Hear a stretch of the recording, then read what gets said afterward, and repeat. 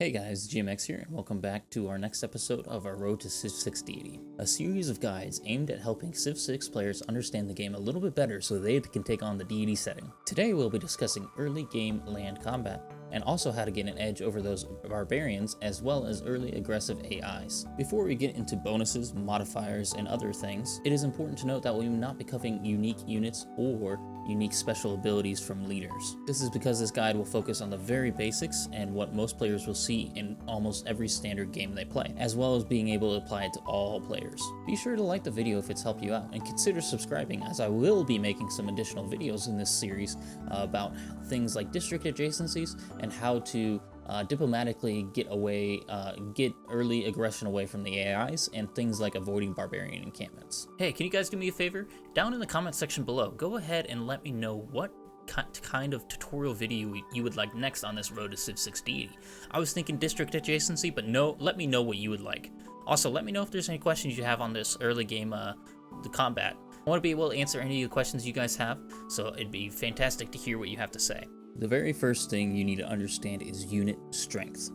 Strength is a rough measurement of the fighting prowess of a unit. All these can be modified by factors such as promotions, health, and terrain. Combat strength determines how much damage a unit inflicts in melee combat, and how much damage it sustains when defending against attacks of any sort. There are three different types of attacks, one being melee, the other ranged, and the last bombarding strength. Melee attacks are close range combat engagements. Both the attacker and defender get damaged in this, but the damage is dependent on each unit's combat strength. Ranged strength is unique as it determines how much damage a unit inflicts based upon its ranged attack. Ranged attacks will damage the defender, but will not damage the attacker. Bombard strength is much like ranged strength, but differs in its ability to take down things like districts and city centers a lot quicker. When fighting against other units, the potential damage dealt between units is calculated with the following equation. Damage, or your HP, is equal to 30 times e to the 0.04 times your strength difference between the two units. And this is also times a random multiplier between 80 and 120%. While semi-confusing at first, just know that your unit has a range in which it can roll either high or low, so that the estimated damage shown on the combat UI is not a guarantee, but is relatively close to what will actually happen in that engagement. This means at similar combat strengths, you will not see much of a difference, and you may see the stalemate on the combat UI. But when getting up to plus 10 or plus 20 combat strength, the damage can get out of control. Like we mentioned before, in order to attack some of your enemy units, you must be in your unit's range. For melee units, that means they have to be adjacent to the target, whereas ranged units will depend upon their ranged distance. What this means is that their attacks have to be within the number of tiles that their ranged disc takes, and must have line of sight. Things like woods, rainforest, or hills may block a ranged unit's line of sight. The second thing when getting into combat is to know what units you are up against. This will dictate a natural advantage or disadvantage you will have in a fight. There are multiple early game units, and we will be rating them on a scale of 1 to 10 on their early game strength. Using this scale, we can judge whether or not we're going to have a difficult or pretty easy encounter with that unit. First off, we have scouts, which are recon units that are quick, but weak combat units that typically are not used by either the AI or barbarians to attack the player, and can easily be pushed away by a slinger, warrior, or even another scout. Their early game difficulty is 1 out of 10. Warriors are the first melee unit. These units are slower but are heavy hitting. They soak up a lot of damage and have decent early game promotions to help them out against other units. They are also more naturally effective versus anti-cavalry units like the spearmen. Their early game strength is 6 out of 10. The spearman is an anti-cavalry.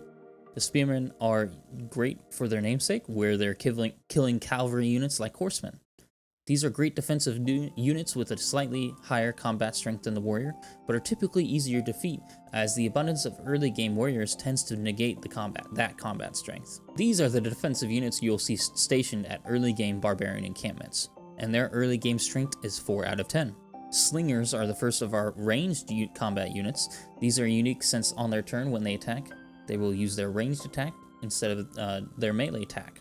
The downside for slingers is that they have a very poor combat strength, so when going into melee combat, they tend to take a lot of damage. Their early game strength is 4 out of 10. The archer is the early game upgrade to the slinger, which grants its ability to shoot further away and also deal more damage in both its ranged and defending melee strength.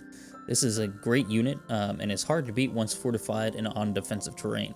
Their early game strength is 7 out of 10. The Chariot is the earliest cavalry unit available and is hard hitting and has the greater mobility when moving across flat land. While strong, this unit can be easily held up by fortified or ranged units. Its early game strength is 5 out of 10. Horsemen are our second cavalry unit. Horsemen are great for pillaging and movement, and so they can come at you from the fog of war in a blink of an eye. Be sure that standalone units aren't caught out in the open, and ensure you use land defenses that we are going to get into later on in the video. Their early game strength is 7 out of 10. Swordsmen are the upgrade to the warrior and hit a heck of a lot harder. Even fortified units will have trouble defending against this unit. Early game strength is 10 out of 10. Catapults are our first siege unit, and while they're not great at attacking units and are more made for hitting cities, this unit is, with the right promotions, can be quite difficult, so be sure to hit it early before it promotes to get that easy kill. Early game strength, 6 out of 10. Now that we have discussed the early game units, we will go over terrain and district bonuses. These bonuses will either add or subtract to your unit's combat strength and will be noted at the combat portion of the UI. A unit on a district will not receive any combat bonuses. Kinda. Exceptions to this are ranged units, which will have the early on garrison promotion. This promotion, they will receive a plus 10 bonus to their combat strength while located in a district. While other units will not receive the same combat bonuses like the ranged units, units in both encampments and city centers will have city defenses to assist them. What this means is that units attacking into those units on an encampment or city center will attack the city's defenses rather than the unit within. This is great for healing your damaged units or placing your ranged units in so they can attack without getting hurt in return. Note that your melee units will get damaged if they are attacking out of an encampment or city center though. Now getting into the terrain side of things, ideal terrain is a positive defense modifier offering a plus 3 bonus to your combat strength. Terrains that are considered ideal are hills, woods, and rainforest. Woods and rainforests can combine with hills, and their bonuses stack for a total of plus 6. Unfavorable terrain is a negative modifier, which confers a minus 2 bonus. Terrains considered unfavorable are marshes and floodplains, and a marsh can be found on a floodplain. In this case, the modifier could be minus 4. River defense is a bonus which applies when the attacking unit has to cross a river to reach the defender. The defender receives a plus 5 bonus to combat strength.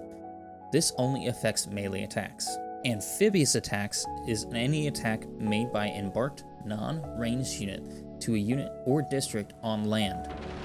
This is the most complicated kind of attack and carries a minus 10 combat bonus. Melee units can acquire a special promotion which negates both amphibious penalties when attacking while embarked or river defenses when attacking over a river. Again, be sure to subscribe, as in future videos we'll be covering other subjects in Civ 6 to help players get to the Deity setting.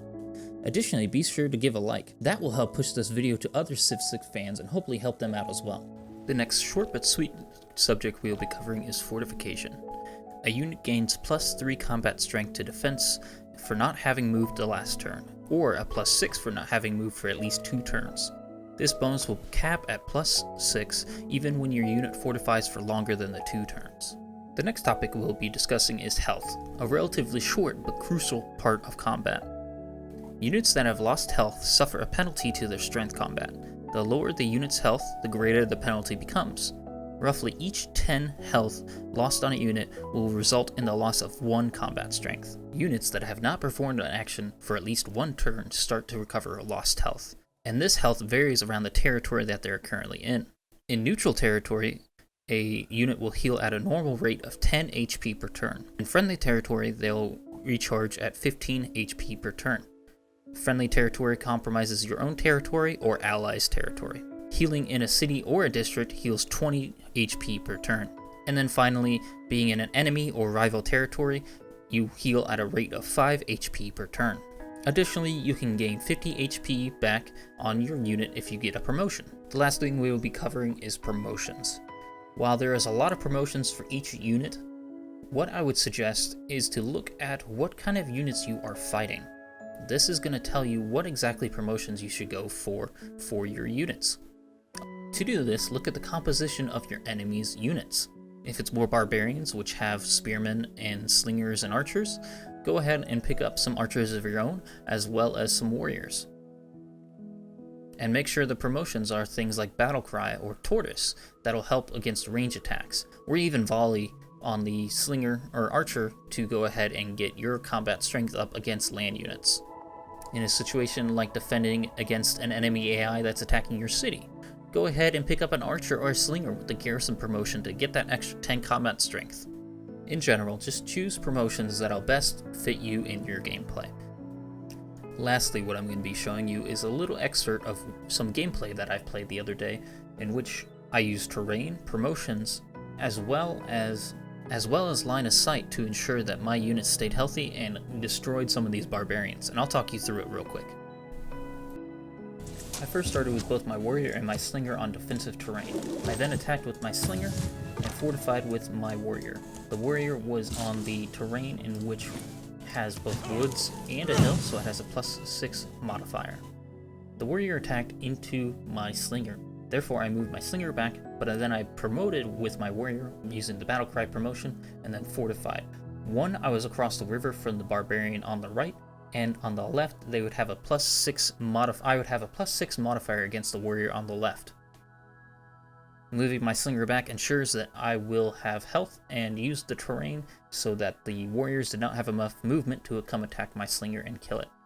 Lastly, the barbarians both attacked into my warrior, who was across the river from one and on the defensive terrain for the other, and so both warriors attacked into me and both died as a result.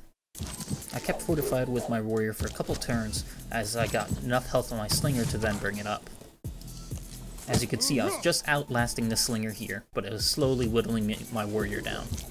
Now that it attacked in my slinger, I went ahead and counterattacked with my ranged unit and took it out with my high strength warrior.